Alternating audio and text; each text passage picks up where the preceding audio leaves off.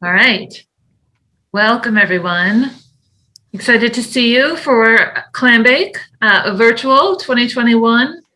My name is Lisa Carnival. I am the Executive Director of Design by Rhode Island. For those of you who are new to us, we are a nonprofit here in the state, and we really focus on elevating the design sector, investing in design, and highlighting the great work that happens here. Clambake is our monthly speaker series, more or less monthly, where we present two presentations each time, and really just to hear about what's happening in the design community, what some of our creative people are up to, and to share, to find ways to collaborate, to be inspired from each other, and have a time to really gather. COVID has changed our gathering. Obviously, we all feel this, and we've got that happening in all aspects of our lives. But we're psyched to be here virtually and maybe even in person by summer, outdoors, socially distant. So thanks for being with us this evening.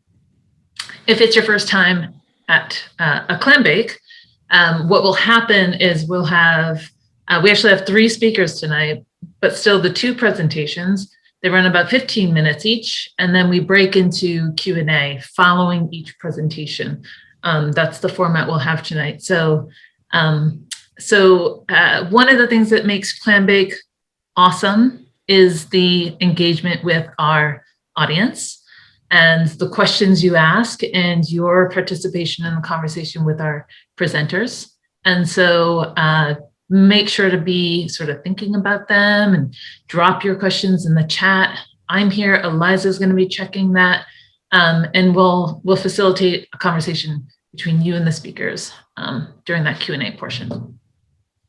So with that, I'm going to introduce our first speaker, Urvi Sharma. Hello. Hi. So Urvi is a furniture and product designer based in Providence. After finishing her BFA in furniture design at RISD, she co-founded Indo with Manan Narang. Urvi has worked with a number of furniture and product design companies in the US, the UK, and India. She uses her experiences growing up in India and working across the world to develop a unique design process that embraces aspects of both Indian and American design and production. Both Urvi and Manan are alums of the 2018 Design Catalyst program, or site. They received recognition from New York City by Design with their Emerging Product Designer Award, and also Dwell Magazine as one of their 24 emerging designers in 2019. Urvi is on the current season of Ellen DeGeneres' Next Great Designer competition, airing now on HBO Max. We're excited to hear about her work and that experience tonight. Welcome, Urvi. Thank you. Hello. I'm just gonna jump right into a presentation I put together. I think some visuals would be good. Let's see. Okay.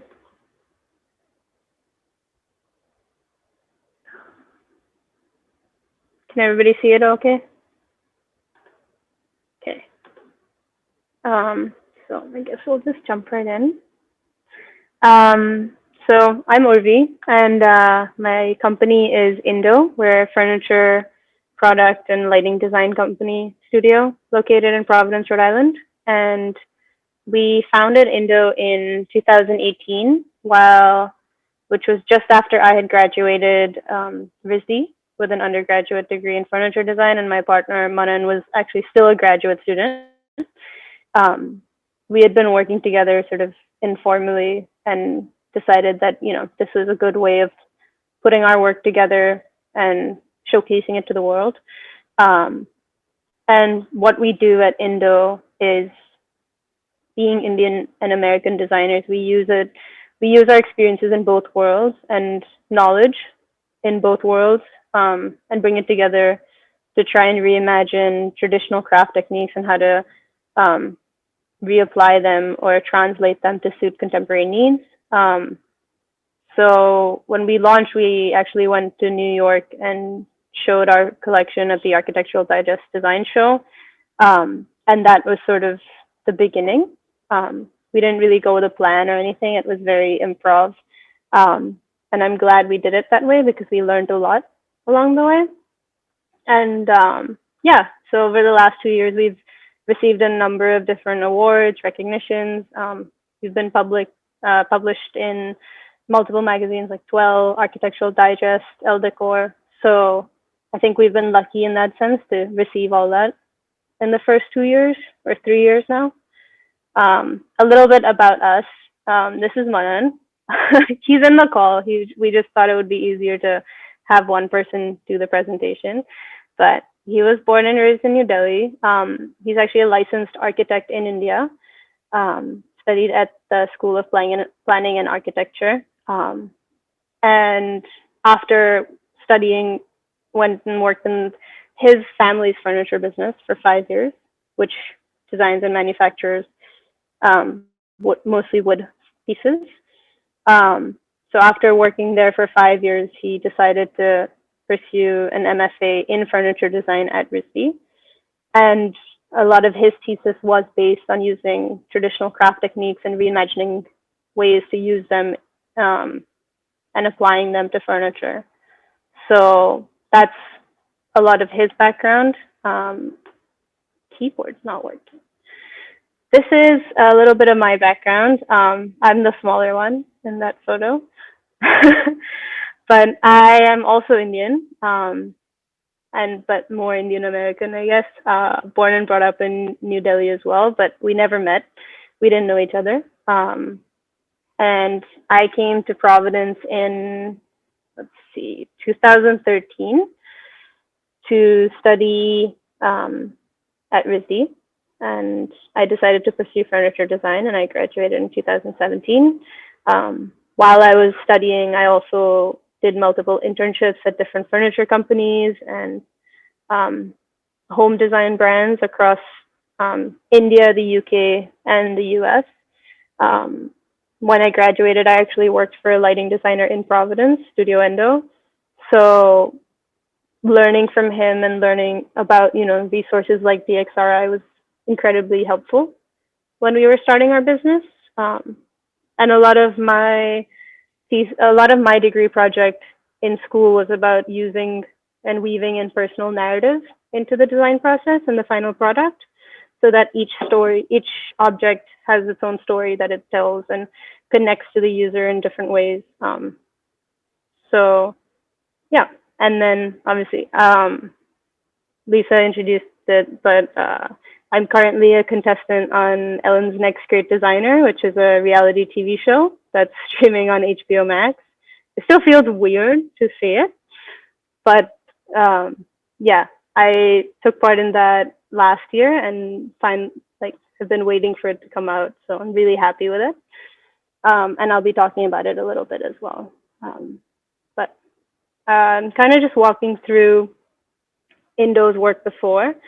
This is where we started. This is the AD Design Show in 2018, where a lot of the work was both mine and Manan's that were separate, and then we brought it together just to see what the audience would, just to see what the response would be.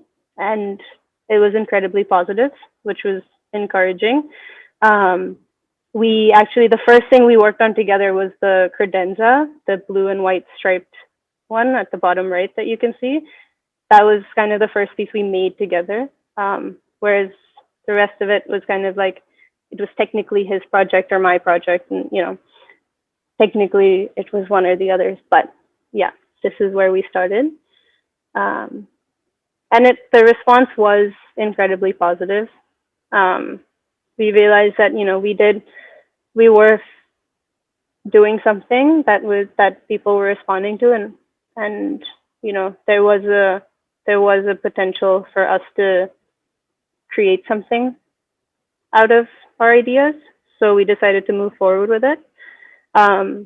And then over the next year, we applied to a lot of different shows as and a lot of different trade shows and competitions in sort of the emerging design sector of section of them. So a lot of design shows and things like that have these sections where they provide you with a booth at like a subsidized rate, or they'll just show you with other designers just to showcase young talent.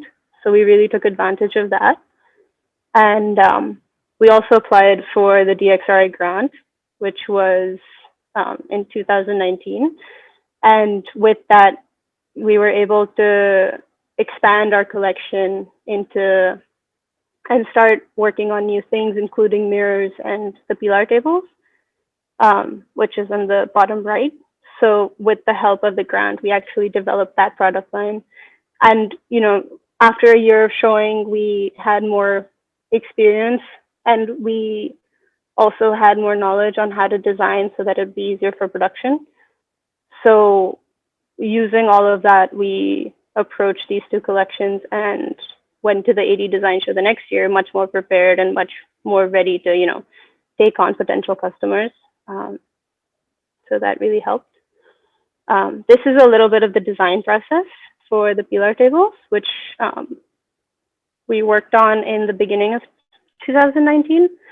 So if after we showed the credenza, we had a lot of positive feedback, but it was a product that was very difficult to manufacture, especially in big numbers.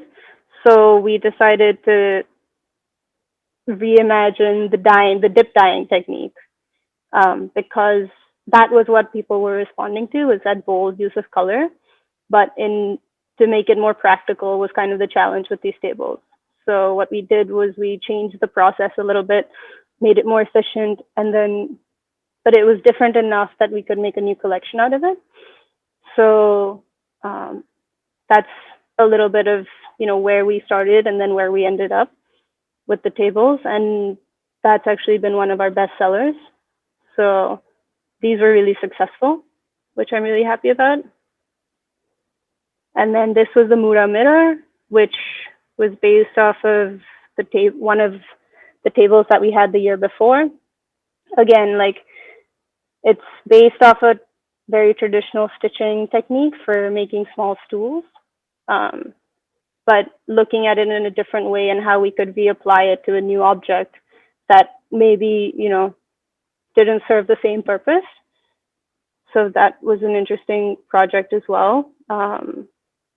This is a little bit of me, I guess, doing a little demo in the house, and then we decided to put it all together. And again, it's a constant process of improving upon the design, and it's interesting because the design's never finished.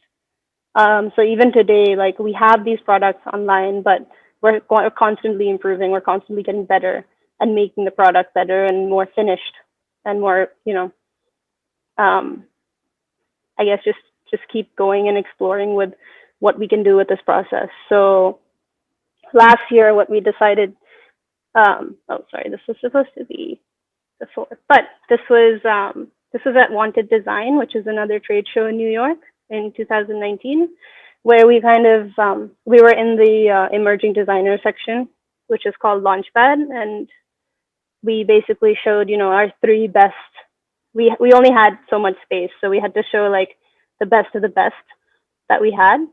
And we got really good feedback as well here. And we also won the Emerging Product Designer Award for NYCX Design, which is the organization that runs Design Week in New York. So that was a very big achievement for us.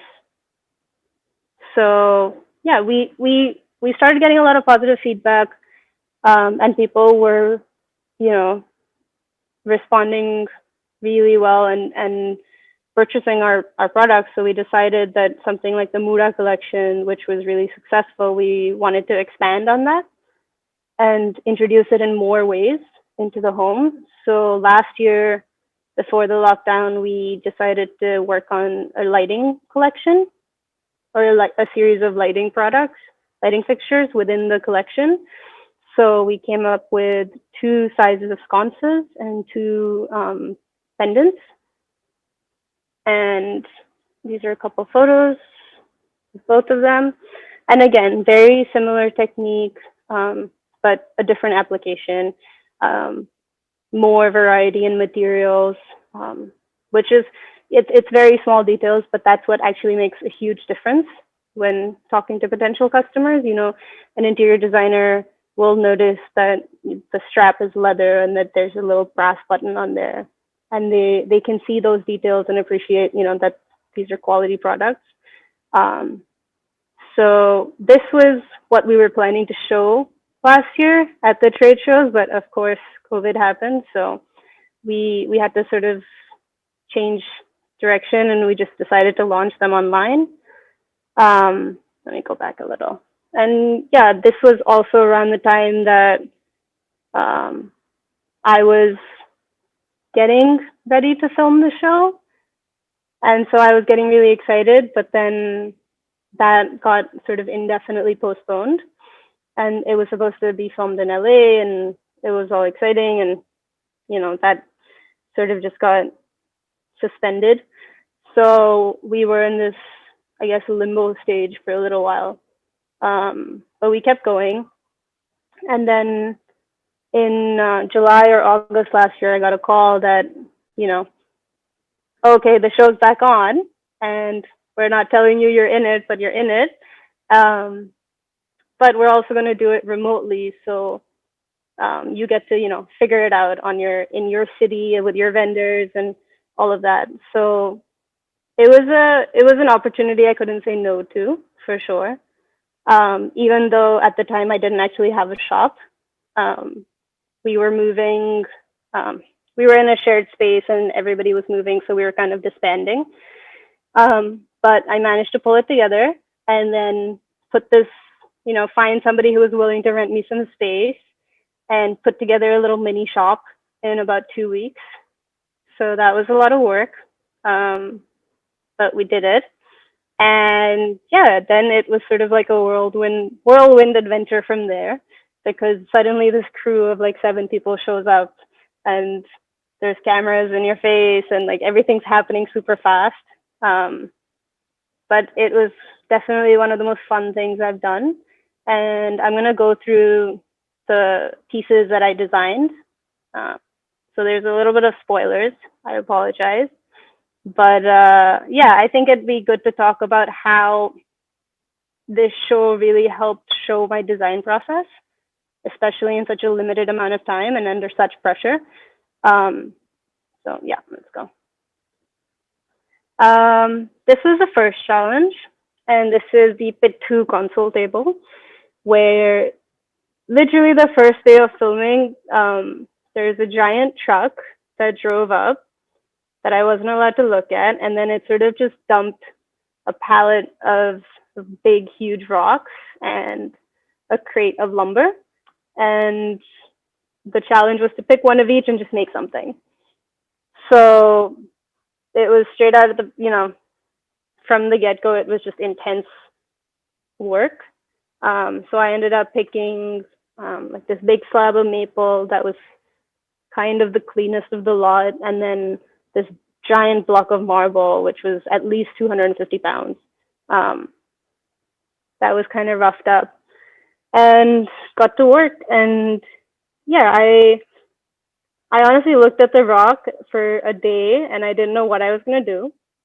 But I was like, okay, if you just give me a rock, like, what do I think of? And I thought of this game that we played as kids called Pit 2, where you stack stones together and then you try and break it apart. So you put rocks into a pile, and then you sort of break them apart and then try and put it back together. And that became the starting point, or the inspiration point for this table. So what I did was I ended up cutting up the maple and stacking everything together so that it would mimic that structure, and decided to go with a console table. And on the right is the final product. So yeah, I mean, it was received well. And I think, it was definitely something that I wouldn't have come up with in any other situation. and it turned out to be a pretty like awesome, one of a kind piece that I was really happy with, and I'm thinking of making it an actual product now. And then this was the next challenge where we were given a painting that we had to base a furniture piece off of. So it was this interesting play between art and design, and how to make them work together. So the painting I was given was actually by somebody who studied at Brown in Providence, and was a still life painter. And I really took, a sense of emptiness and a sense of like feeling that something had passed from the painting, as well as the physical objects, which were the mussel shells and the twigs and the branches, and tried to put that into a credenza. So I wanted to sort of make this credenza that looked kind of like, the benches that are by the beach and look like they've kind of just been swept by the wind. Kind of get that emotion into the piece. And then the top and the bottom shelf are actually patinaed steel. And so they have this beautiful golden patina that's on them. That was done by another vendor who was a DESIGNxRI alum, Matt Larkin. So that was fun because I could actually include vendors in the area and get them to work with me and, get things done. And it was, in that sense, it was good because I knew the people who I could trust to get things done, rather than going to a new city and not knowing who people were and what they could do and not do. So then the third challenge was the judges gave us a shape or like a gemstone that we had to base a design off of. So I got a 6-sided obelisk, and I decided to make 2 end tables that were inspired from a form of mirror embroidery that is from a state in India, as well as Mughal architecture that I grew up around and sort of went on field trips to, because when I saw the obelisk, I thought of what most Americans would think of would be the Washington Monument. But that's not something that I've really experienced. But I took that idea of the monument and what it meant in terms of a different culture and different setting, and decided to look at the monuments that I grew up with and use those as inspiration. So that's a lot of where this piece came from. And then again, mixing materials, like having the metal base and the purple heart top, putting the mirror in. All of this was like in 3 to 4 days, so it's a lot of work. But it was fun to see these. And I think, again, this is something that I would definitely make into a product because it does fit within those line. And then this is the most current piece, which was the challenge was to create a play set for one of the host's children who were aged 5, 8, and 11. And again, basing it off of the idea of community and family, and then also creativity. So I decided to make these slate wrapped benches that worked as chalkboards that were connected with a monkey bar. So they incorporated like elements of play and learning, and also just kind of family. And yeah, they also look like Lego blocks, which I couldn't say on screen, but they do look like Lego blocks. So I was excited about that. And it's sort of, it's a piece where the user really gives it life because they're the ones drawing on it. They're the ones giving it a story. They're the ones giving it life. And, with it's something that can be easily washed away with a rainfall and then starts all over again. So it's something that really grows with you as a family. And yeah, this is me with the other competitors who are amazing. And very hard to go up against. I was the youngest one in the lot. Maybe not the most inexperienced, but definitely the youngest. So I was a little intimidated, but I think I came off pretty good. So there's still a couple episodes left, and I hope you can watch them. And I'm not going to tell you who wins.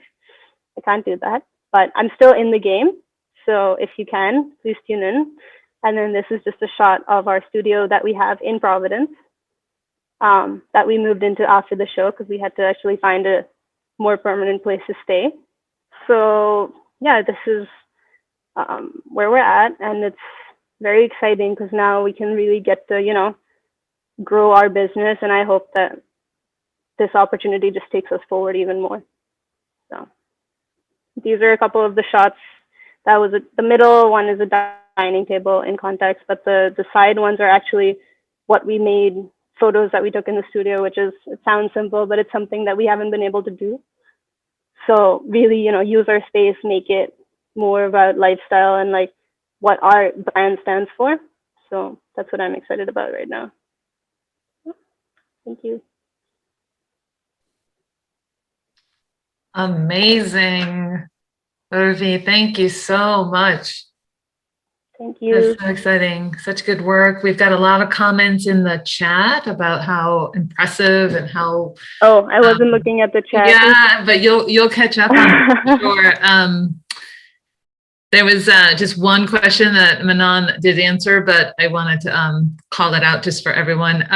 Kath Conley asked, how did you have crazy time restraints for these for the challenges? And I know Manon answered it. They were introduced on Mondays, right?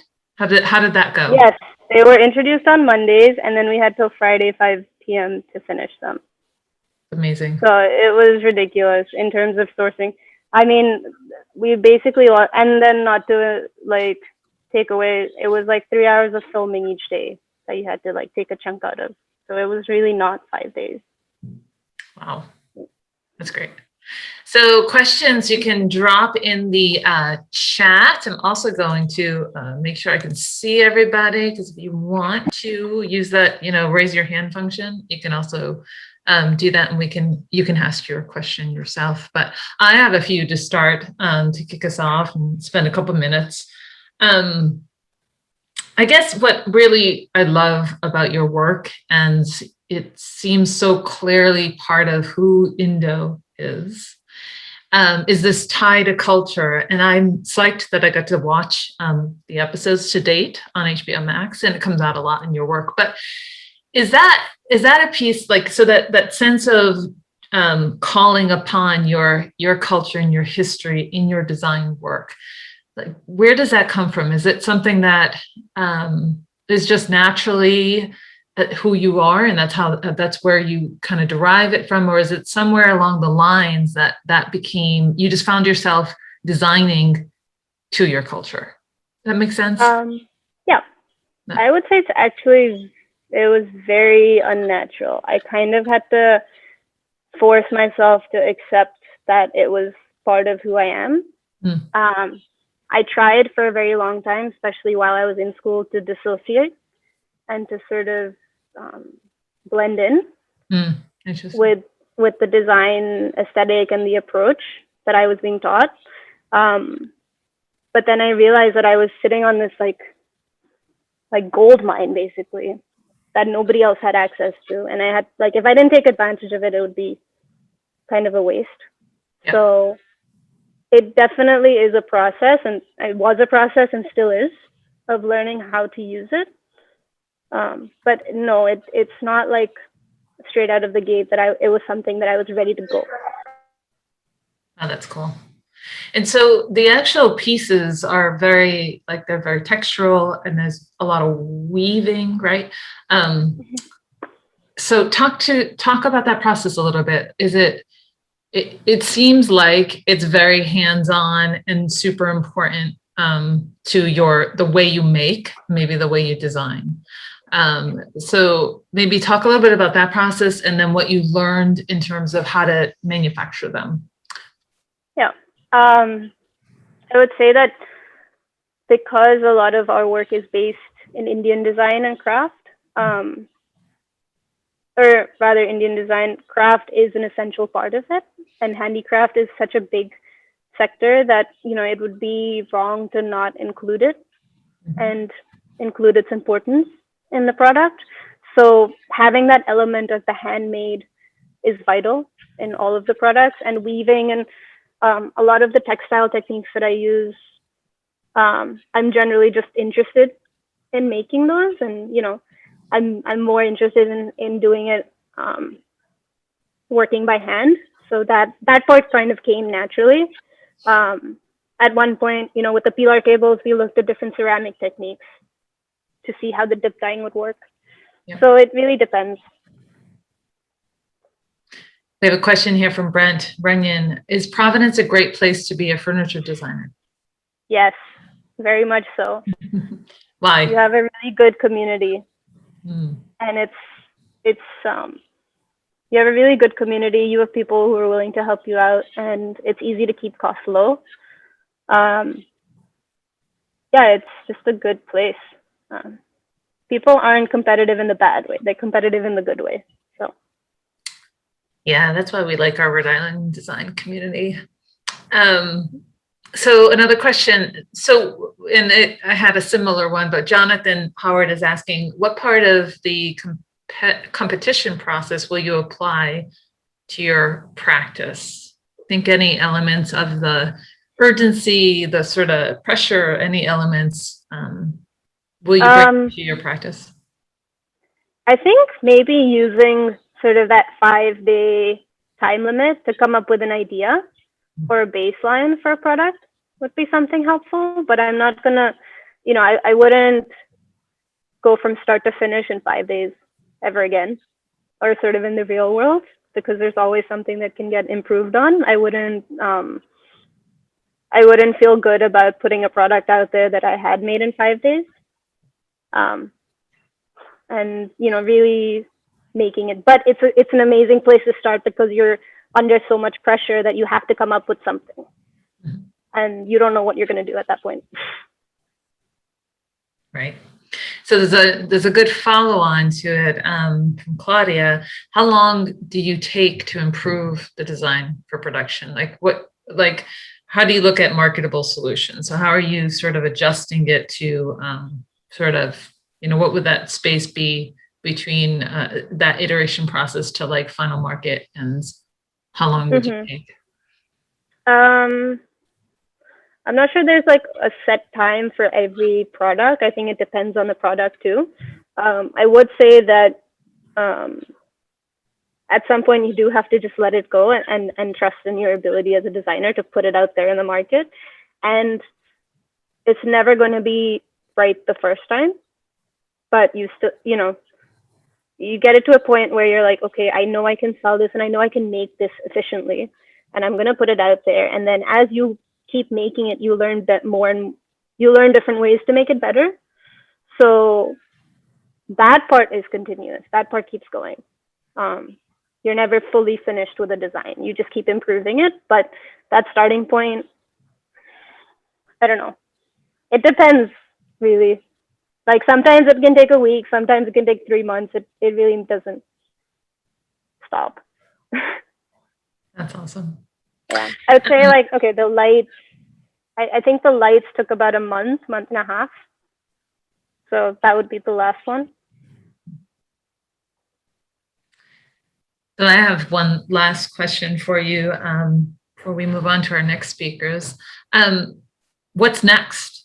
Is there something maybe the competition brought up or kind of revealed to you guys, both of you, that you're psyched to dig into? What are you sort of inspired by, and what can we expect maybe next? I think I'm not sure what exactly is next. I definitely want to explore working both in smaller scales, so working on smaller products, as well as maybe even, I recently just started the Goldman Sachs 10,000 Small Businesses program, and I'm hoping to figure out an opportunity there where I can take advantage of a more commercial market, because right now our products are more for residential high-end markets. But if we can start designing our products in a way that services a different market, maybe there's more opportunity there. So that's where we're at right now. Yeah, But perfect. The 10,000, that's right, 10 KSB, the 10,000 Small Businesses Program is the exact place to explore that too. mhm. It's based on developing a growth opportunity, and I'm psyched that you're there. Karina Wood is with us, who's the executive Oh director yeah. of the local, the CCRI, and Design by RI is an alum. There are others on the call as well, and we are total promoters of that. And psyched, especially when our Design Catalyst alumni can then go into this next perfect program Yeah. to keep that growth going. So Mhm. cool. Yeah, that way I think Rhode Island is good. It's great because it has, like, again, it's not only being a furniture designer, but designer in general. You have like amazing organizations like this, and then Lisa and Studio Endo led me and Manan to 10 KSP, which isn't even like it's continuous support, which I really appreciate. That's great. Awesome. Thank you, Urvi. Thank You can you. come off mute if you want. You can clap. Thank you. So now let's move on to our next two speakers. This presentation, as we might have mentioned or not, but you've definitely seen it in our promotions, will be really focused on that, the re-envisioning of Kennedy Plaza in downtown Providence. Both our speakers are part of a dynamic and large team, and they are both Providence-based, Rhode Island-based designers, and we're excited that they're here. I'll introduce both of them, and then they'll take it away. Alban Bassuet is an internationally recognized designer, planner, and acoustician. He has been with Arup, an independent firm of designers, planners, engineers, architects, consultants, and specialists who work across every aspect of the built environment. Been there since 2000. Today, he leads their arts and culture focus, bringing his thinking that architectural design is a human-centric and multi-sensory experience. His projects range from placemaking, public realm definition, performing arts facilities, and multimedia art installation projects, such as the new Greek National Opera House, Les Rosés Concert Hall in Switzerland, the Tippett Rise Art Center in Montana, and the Waterfire Art Center in Providence. Alban also pioneered design lab technologies for shaping of spaces based on sound principles, and has worked with artists such as Lou Reed and Bill Fontana. We're also joined by Yasmin Vobis, who is co-founder of Ultramodern, an office committed to creating architecture and public spaces that are at once modern, playful, and generous. Their view that architecture is not a boutique luxury, but plays an important role in all aspects of urban life, has driven them to mine the rich possibilities for contact between the discipline and the everyday. Yasmin is a licensed architect, having studied architecture at the University of California at Berkeley and Princeton University. In 2016, she was awarded the Rome Prize in Architecture. She is also serving, or currently, an associate professor at the Harvard Graduate School of Design. With that, I'll hand it over to Alban to kick it off. Thank you, Lisa, and thank you, Urvi, for a great presentation. Everybody see my screen? Yep, you look good. It's all there. See the gallery of all of you. So today we are going to talk about this quite ambitious project for the reimagination of some of our downtown public spaces. The city of Providence sent out an RFP about a year ago that piqued our interest very much, which was asking for new lighting installation, water features, a range of activations for Kennedy Plaza, also looking at the river walks and some of the tunnels that connects them together. And it very much resonated with some of the core disciplines that we practice in my firm and decided to apply for it. We put a whole team together and ultimately won the competition. Now we've been at it since November of last year.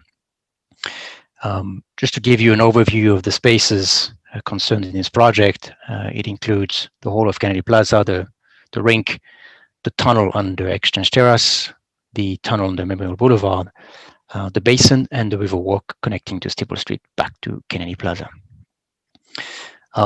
We have a team of about, I don't know, well, roughly about 100 people working on this altogether, which we have divided into kind of 3 big categories of architecture, urban design, and landscape, experience design, and then engineering, and all very much led from a strong community engagement process, which we are aiming towards creating a sense of unification of all the spaces that I've outlined. These are some of the disciplines that we are bringing to the project. And some local firms, ultramodern, also Manuel Cordero, who's leading our community engagement, RMA and NEI, who are 2 civil engineering firms, historical architecture, also from Rhode Island, and WET, who is our designer for water feature. Now we've done quite a number of projects in public realm. I'm just going to briefly go through a few of those. This is installation we did PS1 in New York. This is a park in Dallas called Clyde Warren, which became a great destination in Dallas. The Hudson River Park, Pier 17 in New York, or Dilworth Plaza in Philadelphia, which shares quite a lot of similarity with Kennedy Plaza in some ways. And one of the really interesting aspects of this project is particularly the timing of it, where the RFP came out, as I say, in March of last year, which was just before the lockdown, but also as we were going through a second civil rights movement in the United States, kind of going through a whole reckoning of who we are and how we treat each other in society. And that has, and still has, quite enormous implication in the work that we do as planners and designers in the urban space. And maybe there might have been a tendency in the past for spaces to be not necessarily designed for everybody truly. And so as designers, we try to psychoanalyze ourselves and make sure we don't fall in some of those pitfalls of the past. And we basically don't design a public space like we used to 12 months ago, or even 6 months ago. And concepts such as equity and inclusivity are really, really crucial to creating a successful public plaza. The mayor said it himself, in fact, when he set the brief for the project, where himself did not develop a great affinity or emotional connection to Kennedy Plaza growing up in Providence, and that hopefully we could help to change this for the years to come. And so we're very keen on really trying to appeal to every layer of society in Providence, but not just the city of Providence. Actually, we're looking very much as trying to engage with the whole of Rhode Island, if you're to think of the 1 million people in the state, and try to create a destination for the state for everybody to get together. Just very much as Mary Beth Behan had depicted folks from our communities on the wall of our city. And we follow kind of 2 big process for leading this project. One, as I said, from community engagement, and I'll show you some of that, but also us as professionals taking a good hard look at the existing infrastructure in the city and what could be done for the long term. So we've done a number of public meetings. Maybe some of you have been part of these. We invited everybody on Zoom to share their ideas and thoughts, and then come up with different concepts and a program that could be applied to Kennedy Plaza. I recognize yourself there. We had, so as I said, public meetings, also a number of surveys that were posted on our website, www.imaginedowntownpvd.com. Pretty good number of respondents. We had a second public meeting and a second survey for the initial ideas about design. We wanted to get feedback from the community. We extracted quite a lot of really useful data on how people use the site, how long do they stay on the site, what would they like to see going forward happening in the area. And from that, we can extract a number of kind of key principles for the project. And I would say that maybe one of the important factors that we're very focused on is concept of agency, and how agency through our public sphere kind of resonates through a whole range of different topics. Creating a space that's very open, inviting, foster the sense of equity and ownership through cultural programming, but also in the way the seats are laid out and how to break out the spaces into smaller, more intimate environments, and thinking through the queering of public spaces so folks feel comfortable being with one another, being accepting in one another. Also the concept of how agency relate to play in the public sphere, how it relates to the freedom for people to assemble and protest peacefully, how it relates to our connection to nature and safety. And so as designers, we've like in every project, have wondered, ask ourselves, what is in that context, the public plaza of the 21st century that, celebrate this concept of agency. This is one example of that. But also our connection to nature. Should we reintroduce a vegetation in our public sphere, almost like a wet forest, or maybe restrict vegetation a bit more in specific areas, or maybe just push it more to the side and leave a big open plaza?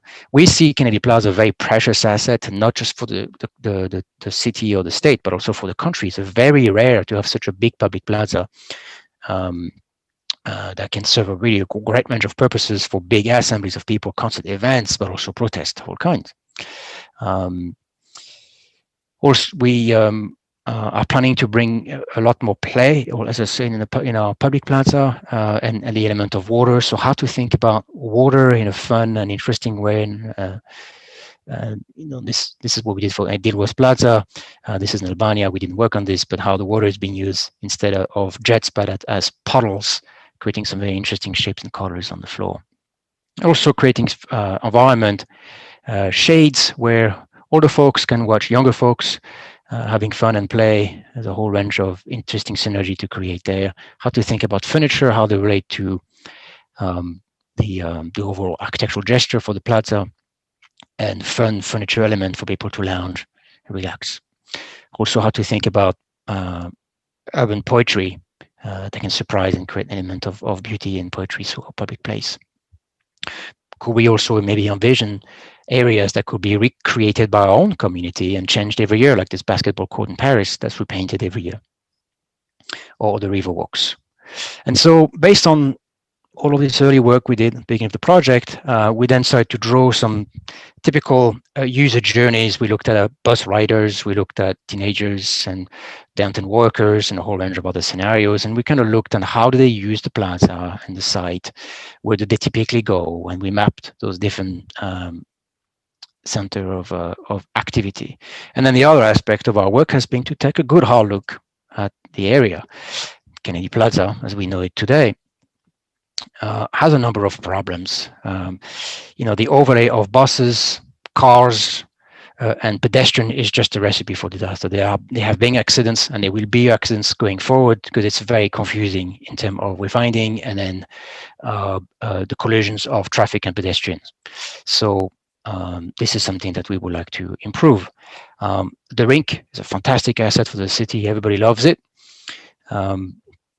But its infrastructure are getting older. It will need some replacement at some point. It's also a little small once you start delineating the area for the bumper cars. It could be bigger, better and serve more people. The river walk, as we know them today, flood a few times a month.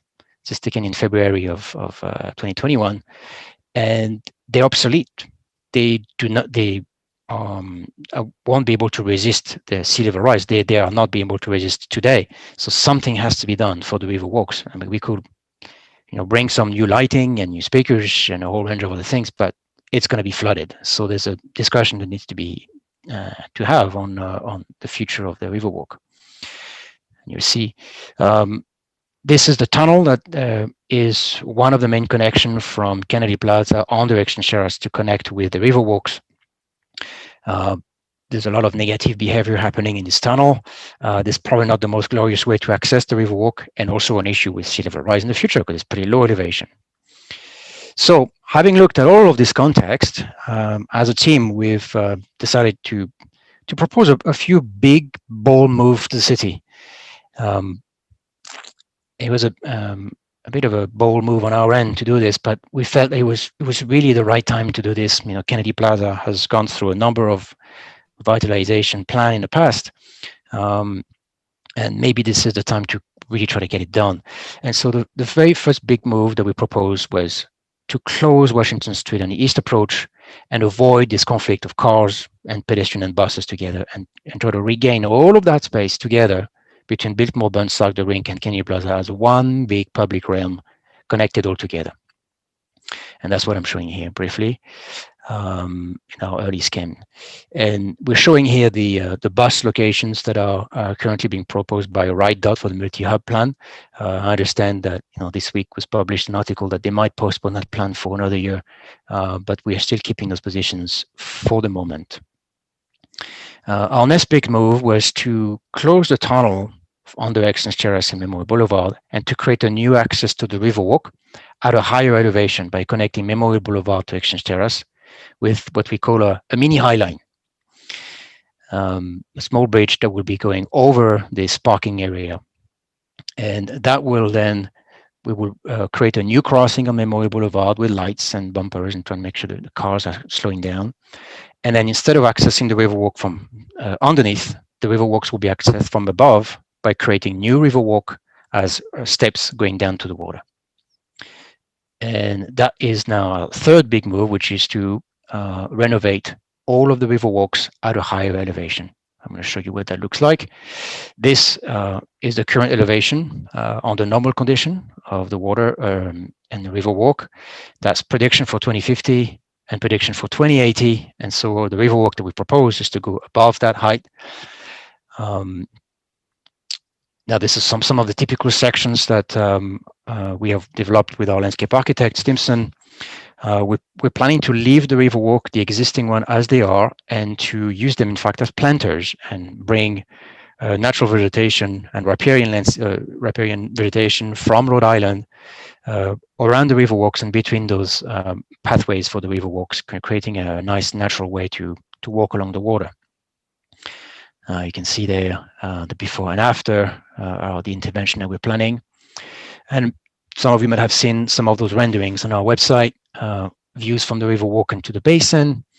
And there you can see how the Riverwalk are now stepped, and it creates this very vast area that could potentially hold thousands of people, many more than currently can come today, because the Riverwalks are quite narrow, particularly for the waterfowl events, could now have an even greater capacity for people to come and come to the events.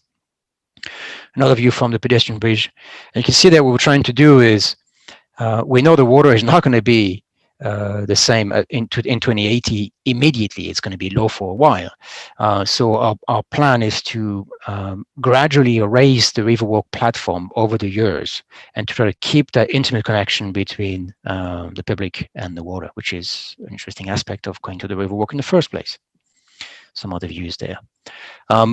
With our water feature designer, we've had a bit of fun designing what we call a mist ring. When the Riverwalk first opened about 20 years ago, it was not a great success. It was because we suddenly had the water, and it was wonderful to finally get it back after the time of the cove. But it was not really a big success because not many people actually went there to just visit the Riverwalks. And so we ask ourselves, we don't necessarily want to reproduce that mistake again. And we've looked at a whole range of different water feature. We even looked at, the WET has designed the system for the Bellagio, so we looked at that for a while. But we weren't quite sure that a passive water feature in the middle of the basin will really be a way to engage with people who are seeking a lot more interactivity with art installation in general. So we've been thinking about this mist ring, kind of an ethereal element hovering in the basin that you could walk through. You could blow mist at a certain time of the day, could become a bit of an icon for the area. The mist being a symbol of the steam engine, first used in the United States in Rhode Island. The shiny metal as a symbol of the jewelry history of the city, and the mast and cable as a symbol of the boating and sailing industry in the state. You see a few views there. could potentially be a really interesting background for the water fire event as well, if they're interested to use it. This is now going to focus towards Kennedy Plaza, and very soon let Yasmin continue the presentation.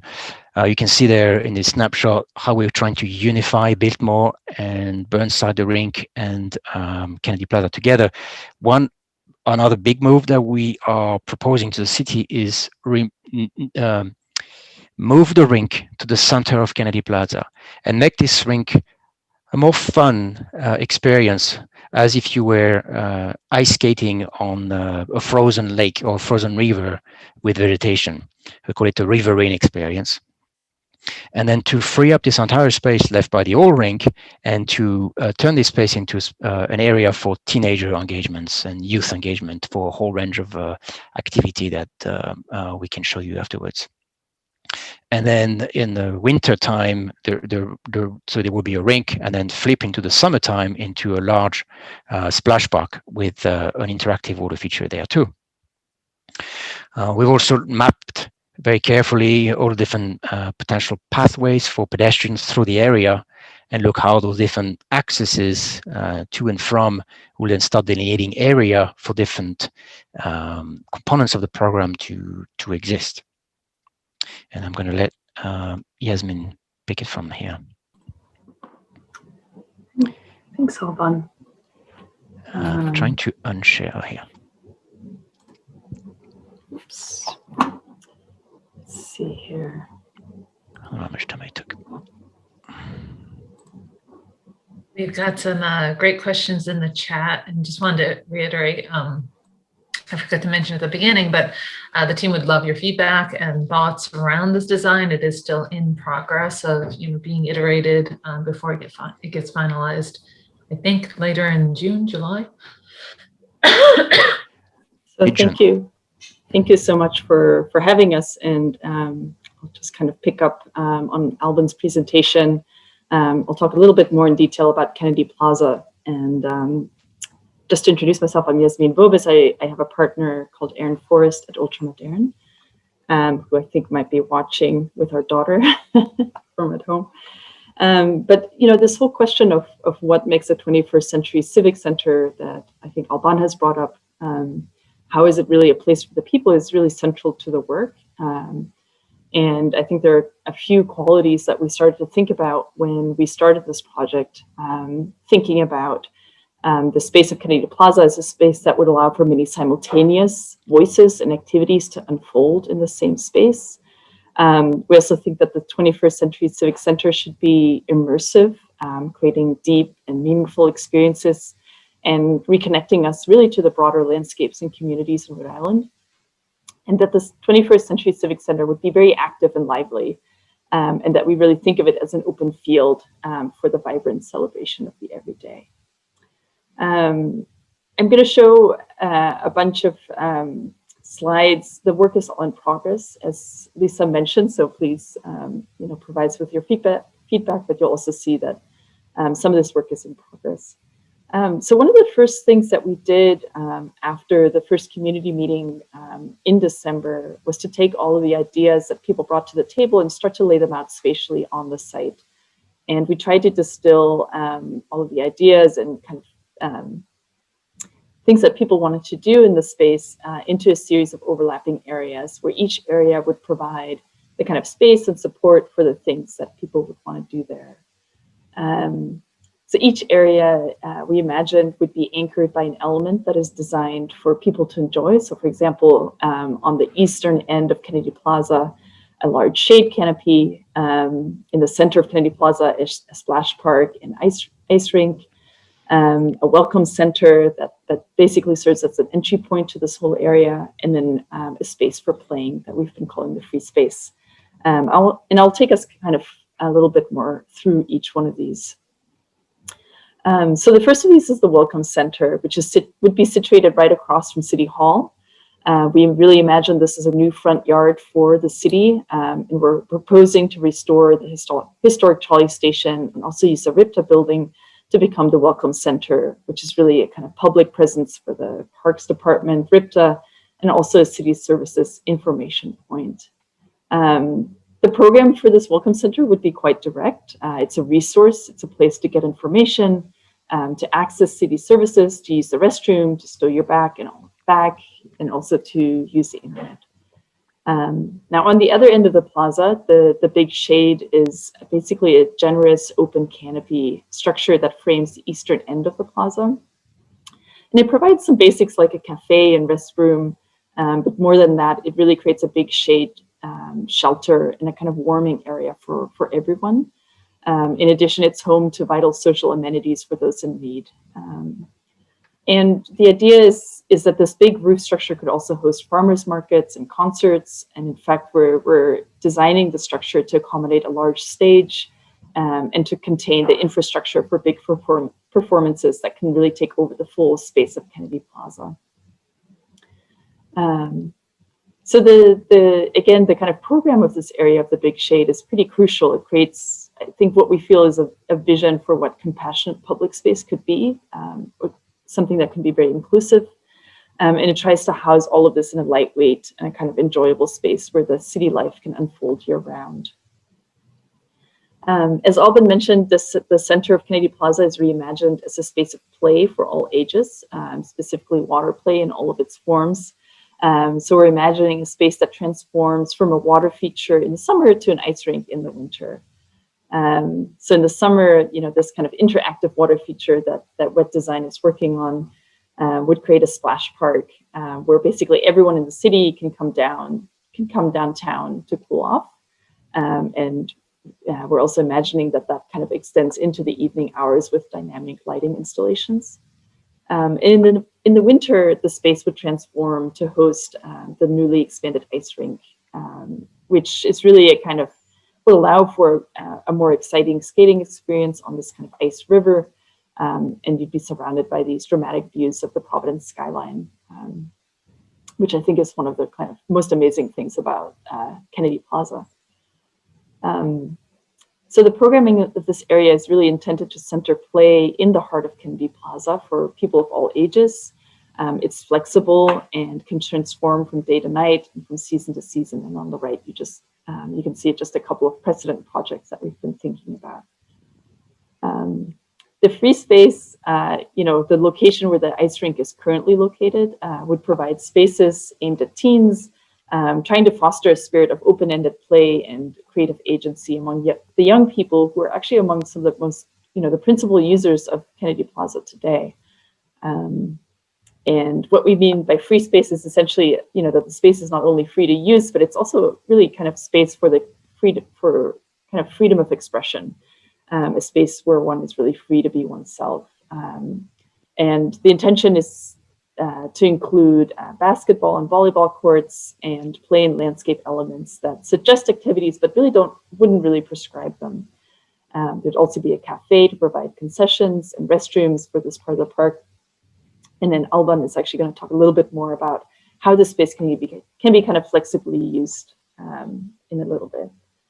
And as Providence continues to change, we're also asking about how Kennedy Plaza can reflect the voices and narratives of those who make the city home now, and also well into the future. And so we want to build on the amazing contributions of our creative community and arts organizations to make Kennedy Plaza a space that puts these new voices on equal footing with the kind of historic monuments that are currently in the space, so that there's really this kind of sense of inclusion of different narratives in the space. So we're also thinking, another piece of this project is thinking about how to integrate new public art throughout the space, including murals, sculpture, digital media, along with the kind of infrastructure to support the performing arts on a regular basis. So that's a kind of broad overview of the space planning of the plaza area and kind of where we are at the last meeting. And we've been kind of working since then to push the design forward and also to respond to many of the comments that we've received from the public since then. And so I'm going to give you guys a little bit of a sneak peek of how this work is progressing now. We've been kind of redrawing this plan of Kennedy Plaza many times over the last few months, and we're trying to find the right spatial expression that would really organize all of this into a cohesive plan. And looking back in time, we've been thinking about the original cove, which was on our site, which functioned really as a space of relief for our city, as a kind of resource and a gathering spot also for the indigenous communities that lived here before us. So the cove is obviously still present here at Water Place Park Basin, and we were thinking about how to think about it again as a kind of island of relief in the middle of our downtown. And we're also kind of wondering and starting to think about how a constellation of these islands across the site could create these spaces of relief and for gathering. So this is a kind of like concept diagram thinking about that. We've also been really kind of inspired looking at art and culture, different cultures. There's a lot of great examples where patterns that playfully and artfully deal with multiple dots kind of coming together to compose a unified image. And we became interested in these as precedents, excuse me, for an idea of how multiple islands in a field could start to kind of organize the site, where each island could really have its own character. So you can start to see that in some of these earlier sketches, where we're thinking about each one of these islands across the site as having a very intense atmosphere, kind of in terms of material, in terms of landscaping, in terms of its organization, and how these might also then relate back to landscapes across Rhode Island.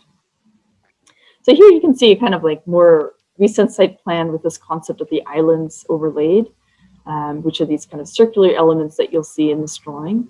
And the islands are really a way to introduce moments of respite and intimacy within the overall plaza, which, as we know, is actually a very big space. So they're these islands that are strategically located to create moments of shelter when you're crossing the plaza along any of its axes. We've been thinking about how each of these islands can be unique in terms of vegetation and materiality, but also, one thing that they all do have in common is that they provide shade and seating throughout the space to make it very comfortable and kind of inviting for people to be in the space. We've been studying these a little bit more closely, their organization, their seating and vegetation, in collaboration with Stimson Landscape, the landscape architects on this project. So here are just a few kind of sketches of some of these, and they really range. Some are more geared towards seating or play. This one, for example, is really a kind of space to sit and eat outdoors. Another is an overlook potentially, or even a space for a small stage, or a space for food truck and circulation. So you can think of these as almost like small rooms within the larger expanse of Kennedy Plaza. Stimson has been studying the material selection for these. They have a beautiful hand at kind of selecting plants that really kind of create vibrant landscapes that are really visually evocative. But I should also mention that these islands would have an important role to play in managing water on the site. So the hope is that they're not just kind of beautiful and provide shelter, but they also have this very important vital role in kind of managing the way that water kind of moves across the site, to think of these islands as these kind of green sponges on the site. So here's just a quick collage of the interior of one of these islands, so you can get a sense of how you might feel kind of protected, and it might feel very intimate and maybe more informal than the kind of larger expanses of the plaza. And maybe a view from the outside of one of these, which, the intention is that these really provide a kind of welcoming presence on the plaza. So maybe just to kind of wrap up this section, the goal is really for the plaza to be as inclusive and welcoming as possible. So in all aspects of the design, we're looking to make the connections that kind of maybe naturally want to happen here, maybe between transit and pedestrians, between the parks and the plaza, but also between the kind of past and the future of this place. And I'll hand it back to Alban.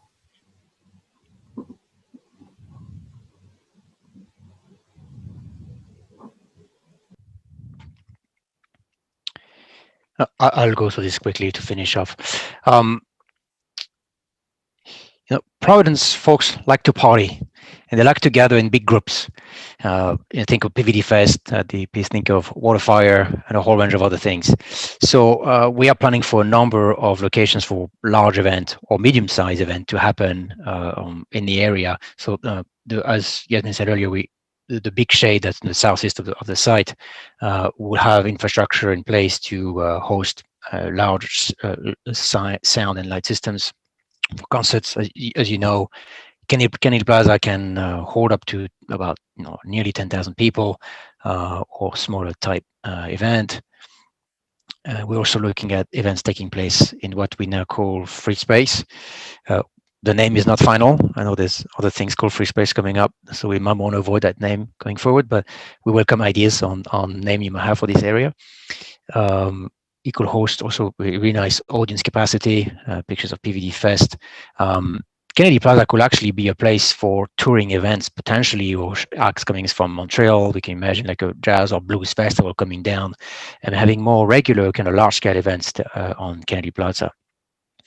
And the all-rink location, which, as I said, we call free space for the moment, could also be a wonderful place for small to medium-sized event to be happening, on a weekly basis. And we could rotate a whole range of different multicultural events from Cape Verdeans and Latinx and salsa or classical music, jazz, blues. I mean, there could be a whole range of things happening there for events, but also sport activities, which are very popular today, or have a roller derby competition in that area. And it's just a few collages that we put together, showing, illustrating some, basic, events that could be happening there, from dance and salsa to hip hop and food festivals and concerts, summer film series, skating, roller derby, yoga and dance, and maybe also using the floor as a surface to paint and create a space for self-expression. And I'll just finish on this one slide, which kind of sums up also our intervention for lighting, trying to unify the entire area that we've been working on for a few months. I'm going to maybe Lisa, I'll answer. There were a number of questions about homelessness. Okay. I'm happy to answer that now, if that's okay. Yeah, if you want to, I was gonna maybe just capture a few of the comments beforehand, unless you just feel like you'd love to just dig into that. Yeah, I'd just like to go on this because it's being at the heart of our work since the start. It's absolutely not our intention to push anyone away from whoever is using Kennedy Plaza today. It's completely the opposite. Actually, we want to help folks who are experiencing homelessness or people in need. And in fact, part of the placemaking process is to kind of capture burgeoning activities in an area and amplify them when they're positive. Of course, when they're negative, maybe we should not amplify them too much. But there are quite a number of folks who experience homelessness in the area. And there are a number of things that we're looking at doing. I will list a few of them. One is better access to sanitation, so toilets, clean water, maybe a shower. We're looking at doing this in a big shade. So that's one aspect. Place where you feel warm in the winter. So that could also be happening in and around big shade. We're also looking at a source of heat. That could be nice in winter in a sustainable way.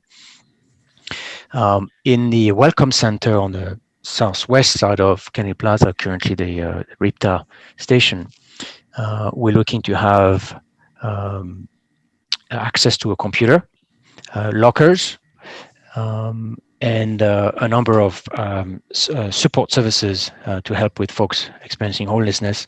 We've had a number of meetings with homeless organizations and drug addiction programs, and also free food programs. So we are trying to kind of orchestrate how those organizations could then do the work that they currently do very well, but better on the project area.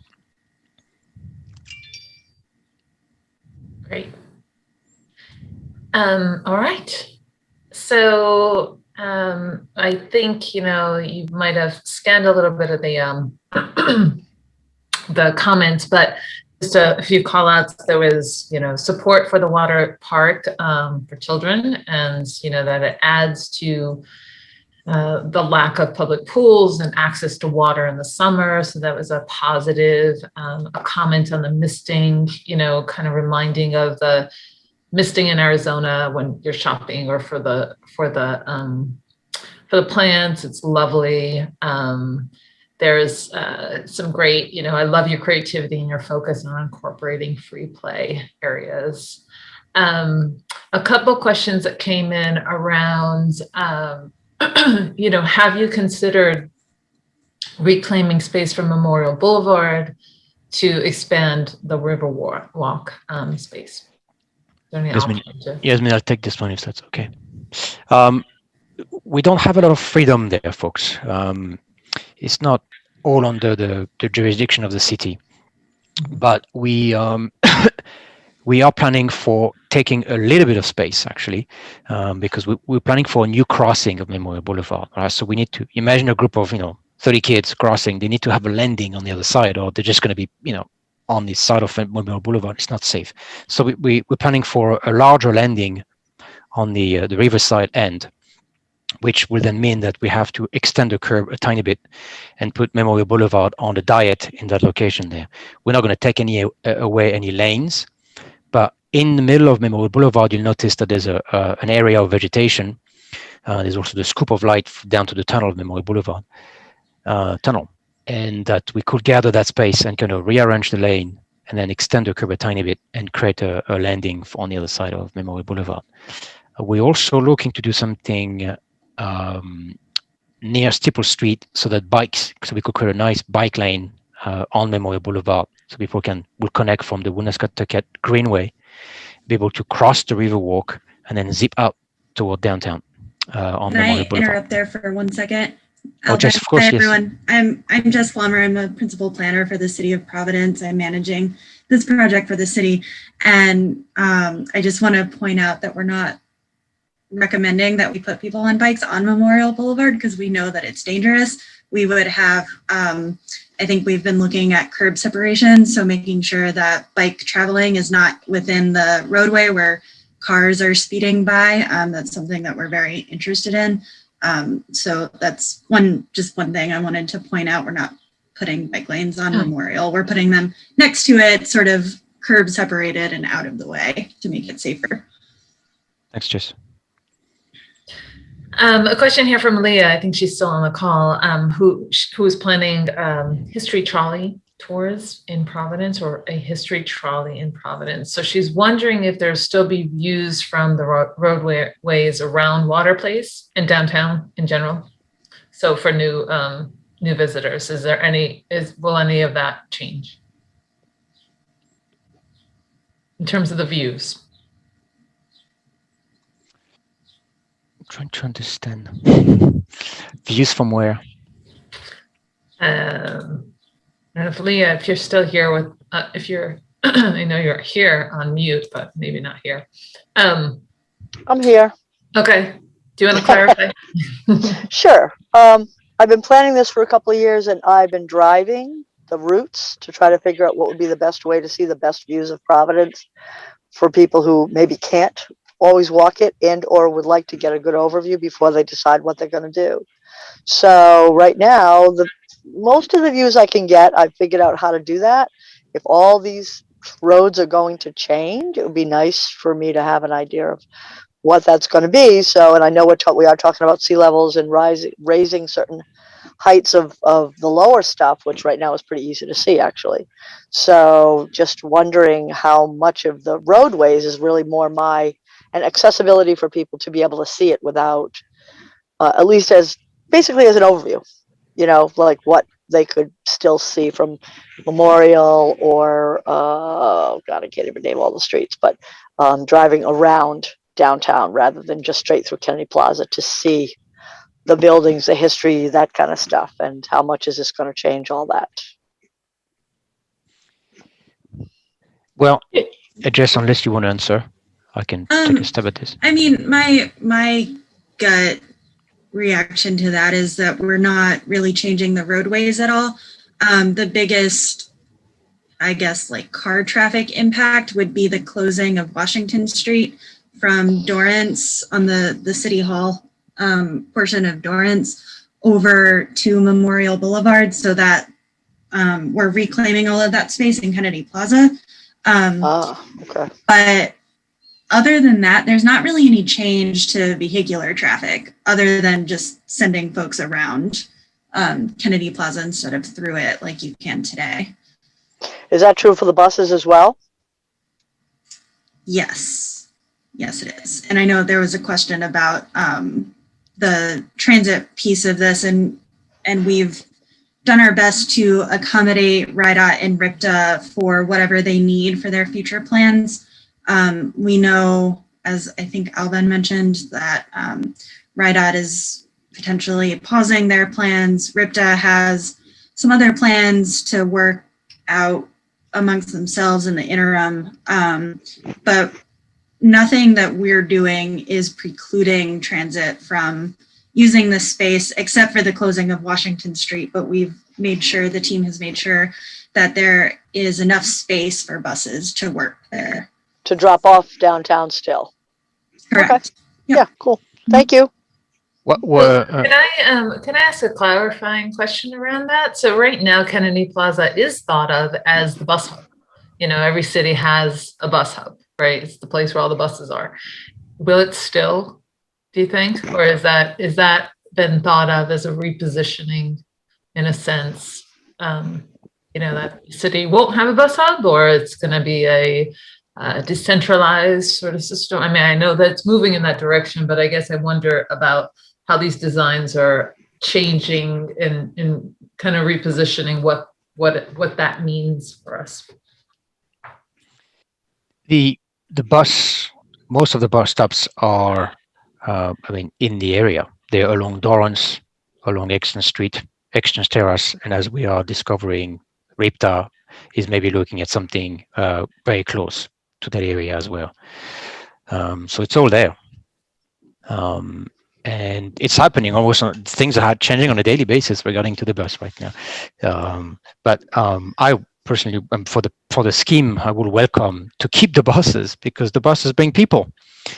We want the people to be there, to come and bring their kids and go to the ice rink and go to the water splash area, pick up some food for a free market, come and exercise, come for an event, or come just to hang out, meet friends, all that good stuff. So Okay. Yeah, Kennedy Plaza will remain an important piece of the transit routes throughout the city. Yep. Yeah. Thank you. One quick one, Leah, on the visibility, note that the Riverwalk being raised, you'll be able to see them better from Memorial Boulevard as you drive through. So currently, you cannot see the Riverwalks. Right. Okay. Thank you. So Christopher had a clarifying question. He says, incredible presentation. It sounds like you were considering global warming and sea level rise in your design of the Riverwalk, but I'm not sure I heard you say it directly. So we talked about this earlier, but he just wants to make sure that was a consideration. Yeah, it's central to our design to the Riverwalk. We've looked at all the best predictions available to really try to set that right. It was not easy. For a while, we actually thought that maybe we should maintain the access under the tunnel of Memorial Boulevard and just create a platform inside the tunnel to raise people up by 30 inches.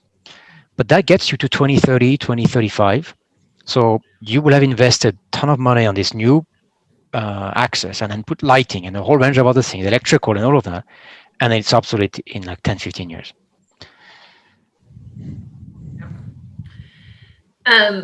So there's a couple more in here, and I guess I'm saving one big one for last, really. But I had wanted to bring up this piece around COVID, and Christopher again asked, how has COVID and all the reimagining of social gathering impacted your design? And you know, hi Chris, I can see you now. So you guys talked about that, and even like the future of PBD Fest, but was there considerations for that, you know, the days or that we might not go back to that, or how did it or did it not impact your design thinking around it?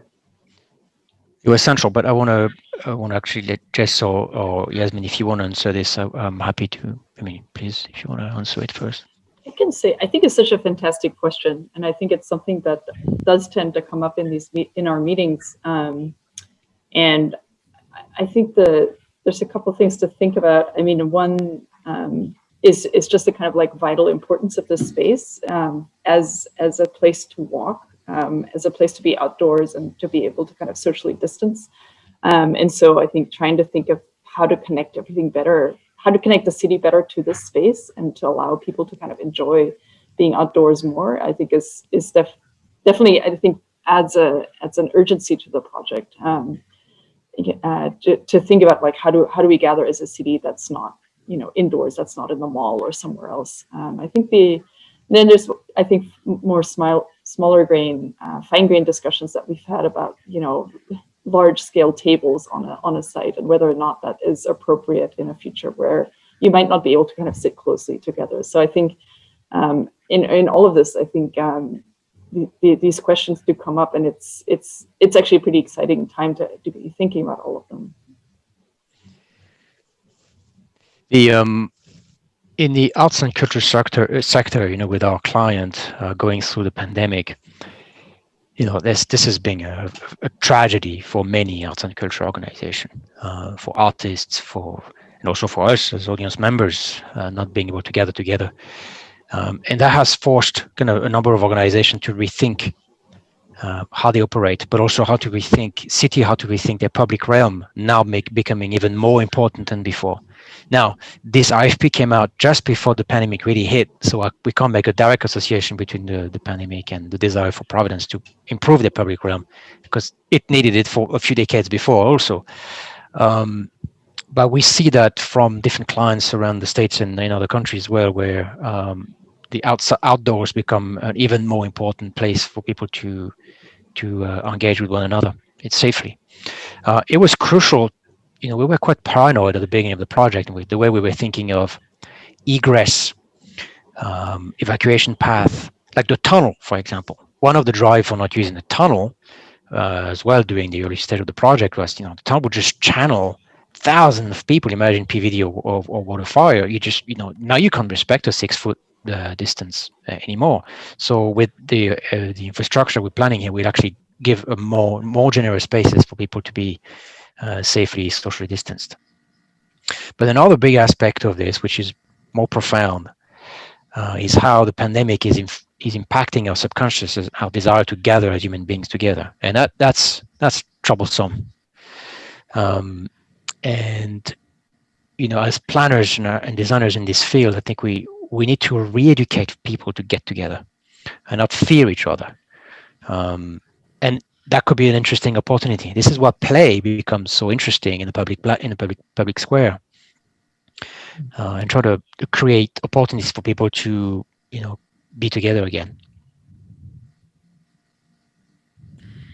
Well, this is a great conversation.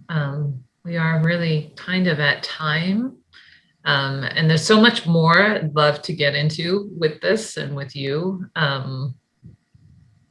But I might have to cut us off and call it a night.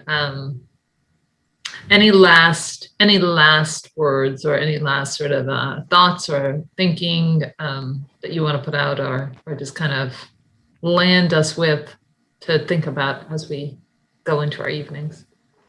Real quick, I do want to let you all know that our final public meeting for this is being planned for mid-June. So be sure to check out the project website and get updates for that. We'll be sending emails and that sort of thing out about that soon, so you can see what the team ultimately comes up with. And I know we spoke a lot about high-level questions about this whole project, but we very much welcome your feedback on the detail of our designs. Are we hitting the right balance for number of trees or not, number of benches or not, the color of pavement and things like that. I mean, we would absolutely love your feedback in any of those topics. Yeah, I just want to second that. We actually do read the survey responses and pull that back into the process. So it's really important. Awesome. So that's the best way. I was just going to ask, how can people do that? The best way would be in the survey. Just notes. Yeah. Great. Okay.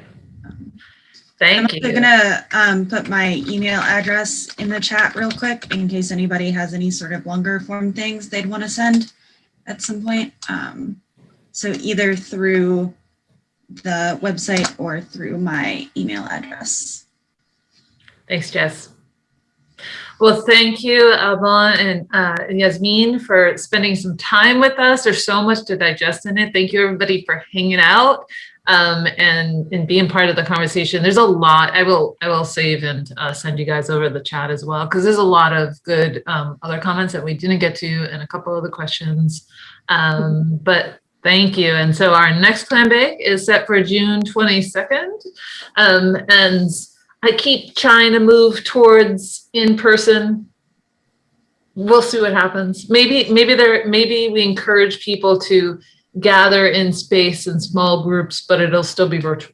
We'll see how that goes. And hopefully the in-person happens, say July, August, when it's real awesome summertime and we're okay to have bigger groups outside. But stay tuned, and it's so good to see everybody. And thank you again to our speakers. Thank you, Urvi and Manon. Nice to see everybody. Thank you, Lisa. Thanks for having us.